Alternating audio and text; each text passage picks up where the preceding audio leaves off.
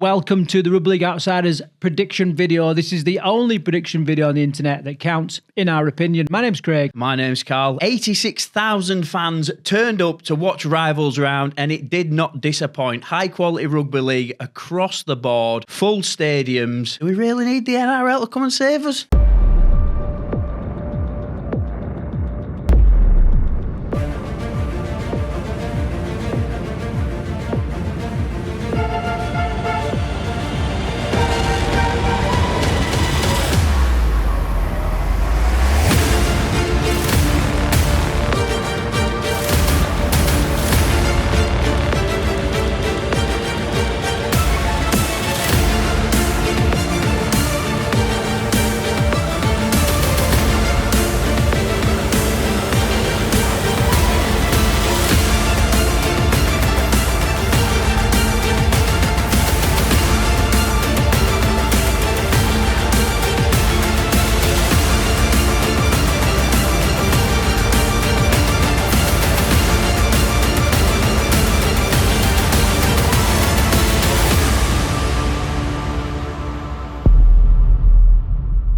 Right, we're going to dive into that. And we're also going to look at a little bit of a recap of all the results from this weekend. We're also going to dive into the upcoming predictions, give our take on it, a little bit of team news, limited team news at this point of recording. Before we get into that, Karl, let's just discuss this record-breaking attendances this weekend. Well, it was the second best attended weekend of fixtures in Super League's 30-year history. It was only beaten by one of the seasons where we had 7 fixtures in each round. So, yeah, massive crowds across the board. And it really helped that Catalan were at home, bringing in 9,000. Yeah, 9,000 for Karl at home. What other attendances then stuck out to you? Oh, I ain't got them all in front of me, but I think there was like 8,000 at Wakey, which is almost a full house. There was 24,000 at Wigin Saints, wasn't there? That was just massive. And obviously, the Hull FC, Hull KR derby, packed house, I think 21,000 so in there as well. Yeah, just massive crowds all around. Does that settle the argument then in terms of like the biggest derby? If you had 24,000 Wigan Saints, you had 21,000 the Hull derby, like, you know, does that decide it? Like 3,000 is a lot of people, like. Yeah, but did they limit the Hull FC, Hull KR game? I don't know if they opened every stand, or yeah, that debate's still open. No, I mean, the Wigin Saints is the biggest derby, isn't it? Is it? Or is it the Hull? I don't know. I don't want to get involved because I just know that everybody gets really offended whenever we say whichever is the biggest derby. Yeah. Well, either way, two massive fixtures. Right, okay, let's move on. A little bit of a rapid-fire recap from the games this weekend. We kicked off on Thursday night. We had Wakefield playing Castleford. Wakefield 13, Castleford 12. Cass turned up to the party. I said to you, didn't I? Cass are going to target this game, and from the previous fixture against Wakey, where they were a mile off, they came out swinging. Went down to a Lino drop goal. What a great way to kick off Easter weekend that was. Moving on, you had the Hull derby on Friday night. Oh, I mean, what can you say about that? There was a Cade Cust red card, which is going to be debated forever and a day, whether it was a red, whether it wasn't. It seemed to galvanise FC, and they played a really strong game. But Hull KR have got quality across the board, haven't they? I think Mikey Lewis was instrumental again on that left head punching hole.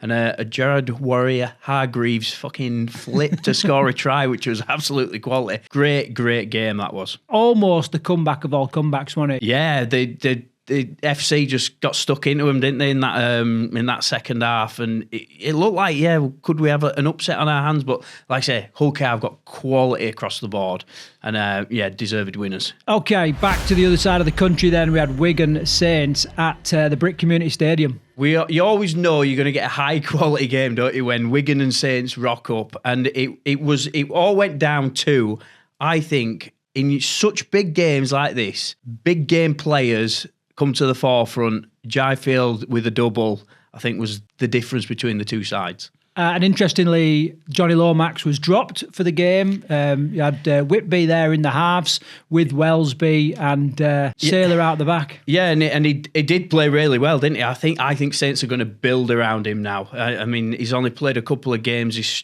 straight into one of the biggest derbies in Super League, and he held his own.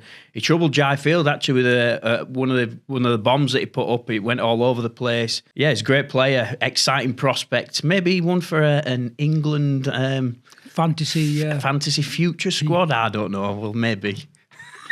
Okay, back to Yorkshire then. We had Leeds versus Huddersfield at Headingley. Callum Watkins back in a Leeds shirt for the second time. Got on the score sheet. I didn't watch this one, but apparently Connor run the game. So, yeah, what we expected from this one. Comfortable win for Leeds Rhinos. Big crowd as well, 14,500, I think. Okay, moving on to the Saturday, then the first game was Leigh versus Warrington. This was a great game. This was a really great game. Frankie Halton absolutely busting lines, running sharp attack.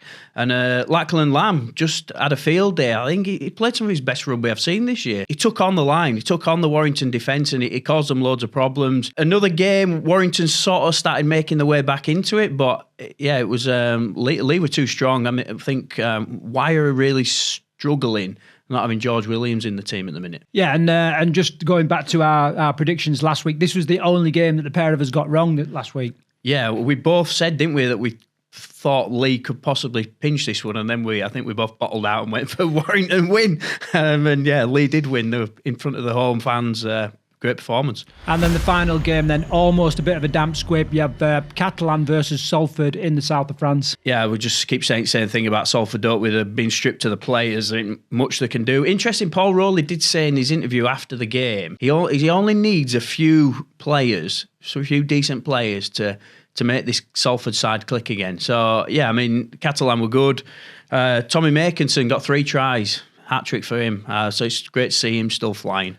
Not to labour the Salford point again, but he's saying, all I need is a couple of players to make the team great. But who's going to Salford now? Nobody. In fact, there's reports this week. Well, there'll be more going, there's going to be more players leaving, isn't there? And, £2.5 million debt they're in. We might not even... Well, we don't know what's going to happen, do we? We may not see Salford get over the finish line at the minute. Okay, Karl, just summarise the last weekend's games in one word. Enthralling. What a great word. Moving on to this week then, some cracking games again in prospect. Thursday night we kick off. We've got Warrington at home against Saints. Warrington currently 4 from the last 6, but lost the last 2 in a row. So that might come into account. Saints 3 from 3, including a loss to Warrington just 2 weeks ago in the Challenge Cup. This one kicks off 8 o'clock. Feels like both of these sides are desperate for a win, don't it? I mean, they're both doing... Where are Warrington in the table now? They're like 9th, aren't they? Warrington currently 9th, Saints. So Warrington, I don't think their fans can be happy where they're sat in the table at the minute. And what we're 9 rounds in, aren't we now? So we're starting to get a picture of how teams are going this year. We're sort of almost halfway through the season. I don't think Warrington, underperforming a little bit, I would say. I mean, it was a massive loss not having George Williams in the side this week. Mark Sneed's kicking game is brilliant. But on his own, it's not quite working, is it? He can't do it. He can't do everything on his own. I think he really are missing the halfback. Yeah, I mean, but saying that, Dufty is having great games. Matty Ashton. I'm going to get on at Dufty. Yeah. He's still scoring incredible tries from a fair distance out. He's still got strike all over the pitch, but just something, whether it's confidence, whether it's general momentum or whatever it is, but something is lacking, and they've got to square it away for this weekend. Yeah, we're going to go on to Dufty. I think he had a great game at the weekend, and it was sort of a shining light in an almost average performance, wasn't he? He made some great breaks and nearly pulled it back for Wire. But yeah, I think George Williams is so instrumental to that Warrington team, and now you take him out, it could be a difficult few weeks for Warrington. Well, he's out for 10 weeks, isn't he? So yeah, I don't think Danny Walker in the halves with Sneed really worked this week. So be interested to see what Burgess does with a Wire team. Right. So for all the reasons that you've mentioned, I'm going for a Saints win for this week. I think they're going to take the spoils. Whitby, I think he'll continue to trouble Dufty as well. As great as he is, like strike force, Whitby's going to pepper him with some high balls, and I think that's going to be key to this game. I agree with you. Actually, I agree with you. I think Saints have got to keep blooding these young players. The jury's still out on Tristan Saylor. I said it last week, didn't I?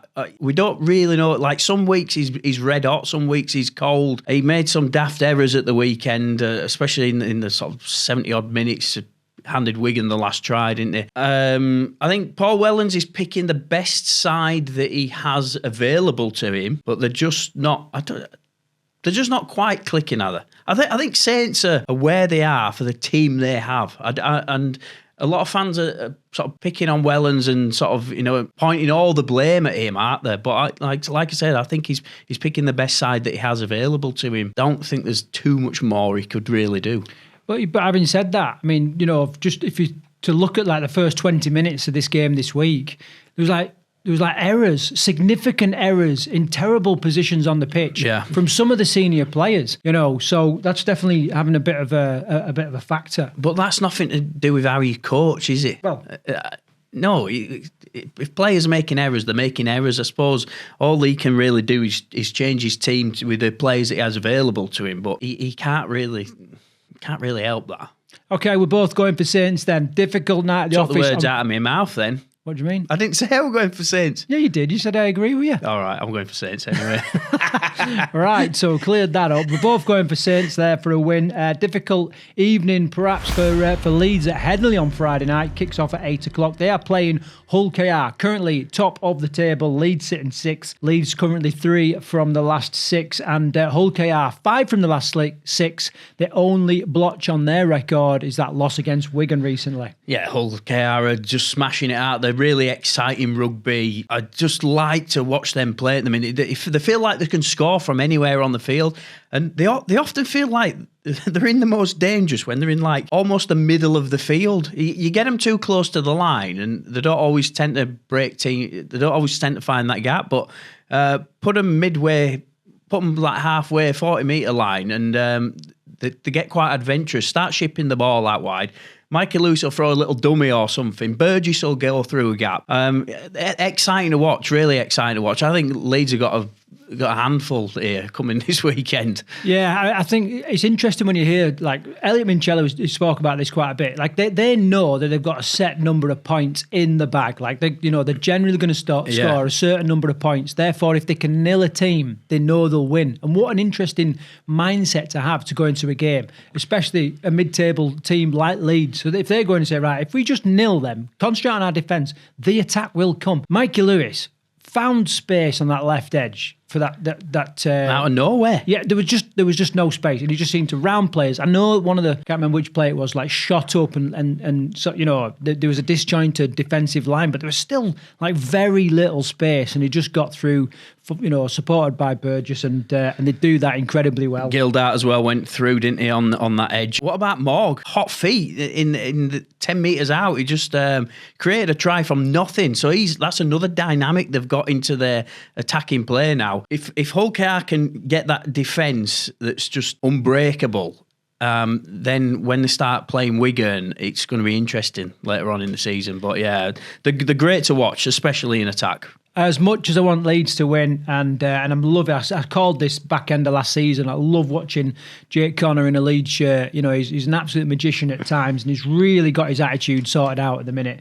So despite the fact I want Leeds to win, unfortunately I think Hull KR are going to be way too strong, and it's going to be a relatively comprehensive win for Hull KR. Yeah, I agree. Hull KR for, I'd say 12 to 16 points. I think Hull KR will win by this weekend. Right, so that's the only game on Friday night. Moving on to Saturday, then we've got Huddersfield currently sitting 12th, bottom of the table, versus Cass in 10th, separated only by Salford. Huddersfield, 0 from 6, the only team not to have picked up a win so far, and Cass 1 from the last 6. This kicks off at 3 o'clock on the Saturday. Again, this is one of them fixtures where both teams have got to be targeting it. If the mark one on the calendar in the last month, it's like, right, we've got to win this one. And if Huddersfield don't win this one, the season's over, isn't it, really? I can't see them doing anything this season. Tom Burgess, only man on the score sheet, I think he was at the weekend.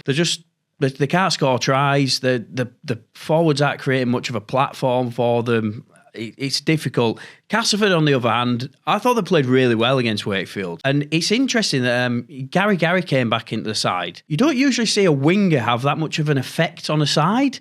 Well, I think he really did. I mean, he scored 2 tries. It was an absolute handful on that wing. Made some great breaks. Cass was strong. The Cass were really strong, and I think Danny Maguire was a little bit gutted at the full-time out because they could have won that game against Wakefield at the weekend. I think we both played in teams where you just take a lot of confidence in knowing you've got a player there that can score tries. You know, if you get the ball, you know, they're going to trouble any defensive line, and that's what they've got in Gary. So whether that, you know, bringing him in gave them some confidence and strength against Wakefield, whether it was just the fact that it was a local derby and they just raised the game for it, I don't really know, but it'd be interesting to see. I'm hoping for a Huddersfield win this weekend. Like you said, I don't want them. Are you a Huddersfield fan?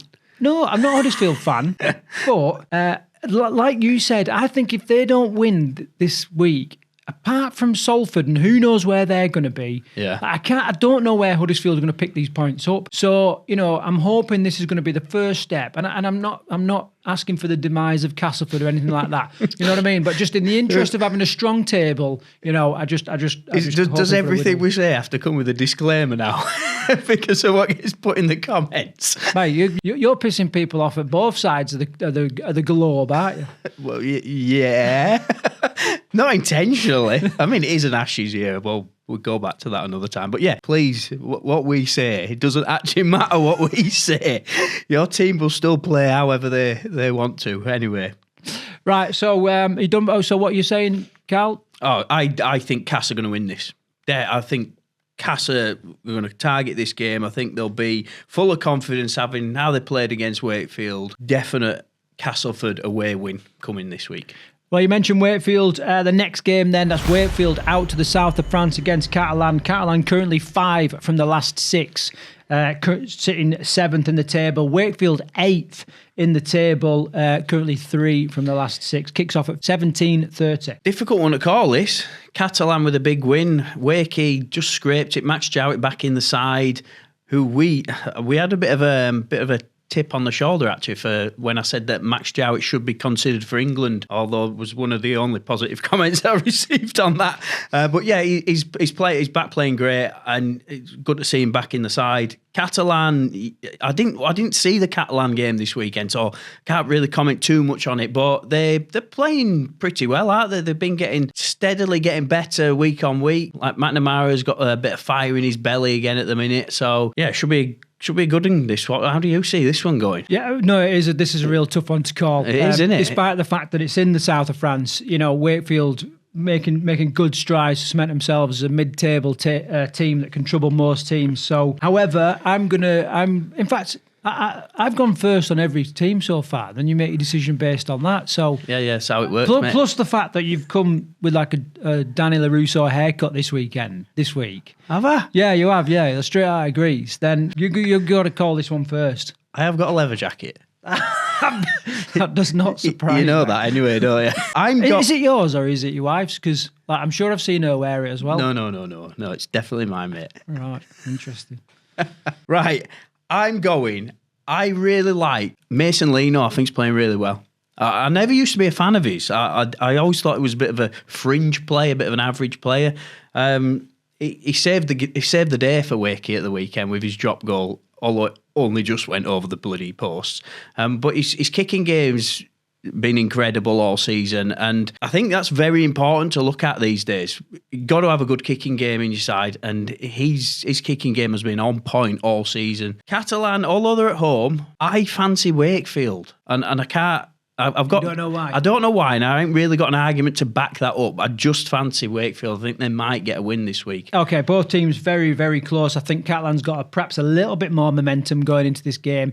They've got home advantage, and so I'm going to go for a Catalan win. But I think one thing that could change this is the weather. I think if it's starting to get warmer out there in Catalan, I don't know how the lads from Wakey are going to get on with that. But I don't know. I don't know what the weather's doing out there, but it could play a factor. I'm going to Catalan win. Right, so we're split on that one then. Yes, moving on then. We don't really know what's going to happen with this game, but the next game is Salford, currently sitting 11th against Leigh, sitting 3rd. Salford 4 from the last 6, as is Leigh.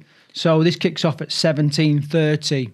I said it in my intro, didn't I? Lamb was just back at his best, running lines, taking on the defence, creating danger all over the field for Warrington. I like to see him play like that. It's exciting. And do you know what? David Armstrong, he's had some absolute shockers this year. He was back playing some decent footy again at the weekend. Running off the shoulders of the forwards, sneaking in off the centres every now and then and finding some gaps. Looked dangerous with the ball again. He's got speed to burn, that lad has.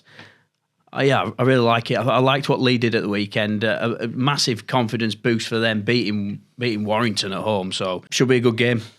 If the game goes ahead, I mean, there are some reports that some players are looking at resigning if they don't, if they don't get paid and the things don't get sorted out. So if it goes ahead, surely it's going to go ahead. Well, we don't know that, do we? No, you don't know. You get £2.5 million in debt, apparently. Well, the thing, this is what I want to say, right? Like talk's cheap, and lots of people having their comments about the Salford situation, including us. Okay, but when you look at them play on the pitch, apart from having a weakened side, and like you said, Paul Rowley saying just a couple of players, handful of players, we can strengthen this side and be competitive again. Okay.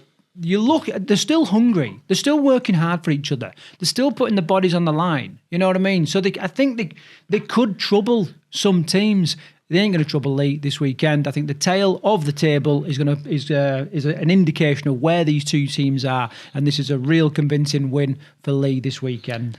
Completely agree with you. And I'll back up what you said. Those players at Salford, absolute professionals. They just keep turning up week in, week out, don't they? I just feel sorry for the Salford fans. What a great following they took to Catalan, by the way, at the weekend, when all the shit that their club's going through. And yeah, they're still spending the money and backing that side. I hope the Salford situation gets sorted for the fans' sake, for the players that are putting in a shift every week. I always keep saying the same thing every week, but yeah, I think I can only see a Leigh win. Right, moving on then to the final game this weekend, and it's 4th versus 2nd. Hull FC taking on Wigan at the MKM Stadium. So the records then, Hull FC currently at 4 from the last 6, which includes just 2 losses to their nearby neighbours, Hull KR and arch rivals, and Wigan currently 4 from 6 as well. Now, what do you take from them? Is this the 3rd time these two have played each other this year? Pretty much, I think so, yeah. Because we watched them play. Yeah. This is the 3rd. What's going on? The fixtures are a bit of a mess out there this year. Yeah, so we've got to talk about the big moment in the Hull derby. Cade Cust, red card, and there was 2 similar incidents in the Saints Wigan game, right? Cade Cust, red card, right or wrong? Come on, cat took your tongue. What's going on? No, right. I think it's right. I think it's the right decision. Why? Because to the letter of the law, there was severe contact to the head, and although there was some mitigating circumstances, and you've got to question the ref said there was no mitigating circumstances. No, this is where I think he got it wrong. But I think there are some mitigating circumstances. However, it's severe contact to the head, to the letter of the law, it's a red card, right? However, what I do question is what the hell could Cade Cust do? And I personally think that he was reacting like he knew he was going to collide with a player, so he then reacted to try and protect himself, and that led to what looked like dropping the shoulder. And I don't think he dropped the shoulder to strike in the head. So I think it was a red card, and I'm gutted for Hull FC. Right, okay, I'm going to put this one at you then. If you think that was a red card, the 2 in the Wigan game, I can't bloody remember. Yes, Sam Walters were one of them, and there was another one for Saint. Mbai? Right, tell me why them 2 are different, seeing as you've just made the case that the Cade Cust one was a red,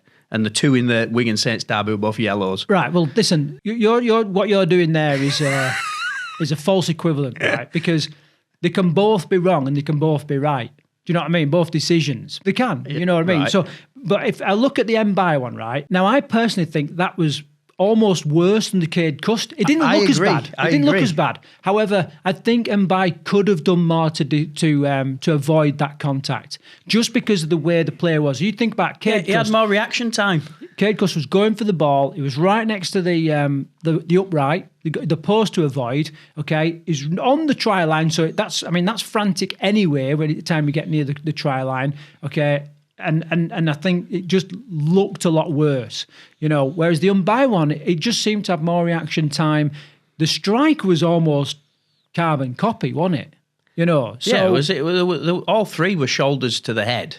but yet 2 of them were yellow cards and 1 was a red card. And the Cade Cust one in the Hull derby, the mitigating circumstances was, well, they said there weren't any. I could argue there were more mitigating circumstances in that one because he had no reaction time whatsoever. That ball popped up and it was literally milliseconds from going into his hand.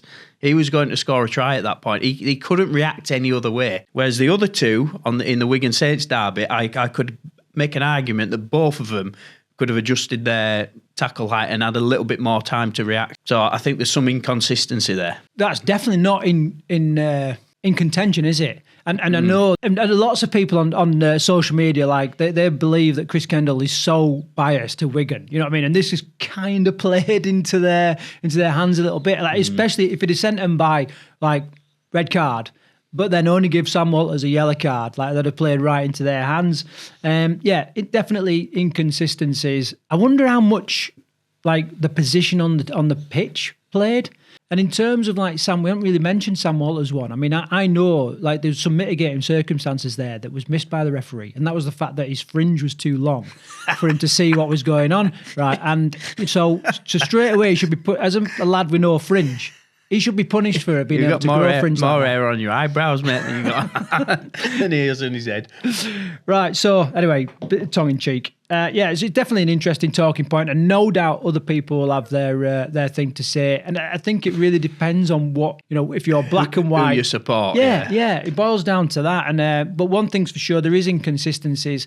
But we're talking about like split second, like not even a second. Yeah, difference. What I think they should take into account is actual reaction time, because he had no reaction time on that.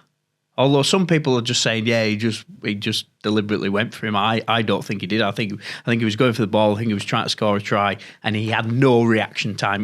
There was no way he could pull out of that tackle. Yeah, I don't know if you can look at reaction. I mean, I don't always like the fact that they super slow-mo it down and freeze frame. It's terrible. It just looks terrible, like you say, because it takes that context away from the event. So anyway, we're getting pulled in here, Karl. We need to. Yeah, there's a game. There's a game here that we should be talking about. Hull FC versus Wigan.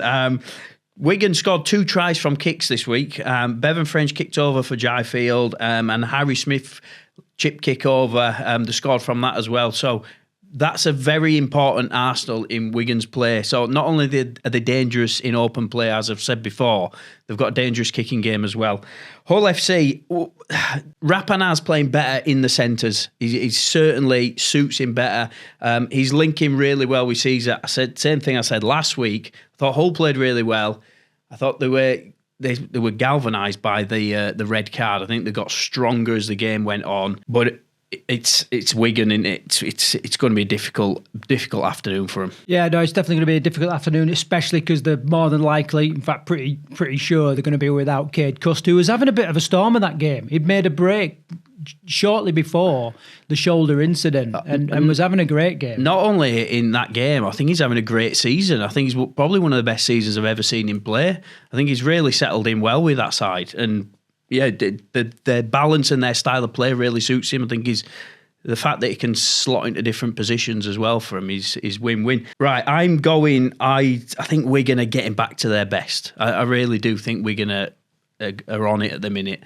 And I can see a Wigan win. I don't think it'll be a massive margin. It certainly won't be like it was at the start of the season when we were there at the round 1 or round 2, whatever it was. I think this will be close, but I think Wigan will win. And I agree. There we go. So just to recap then, we've both gone Saints, we've both gone Hull KR, we're both saying Huddersfield, you think Catalan, wrong, I feel Catalan, you're going for Wakefield, away win. Yeah. Leigh win at Salford, and then both saying Wigan. So there you go, that's what we've gone for. You can slate us in the comments and stick your own predictions down. And by the way, if you haven't seen Karl's fantasy England team video, hunt it out on our channel, because that is absolutely blowing up on some of the platforms with lots of crap getting thrown about.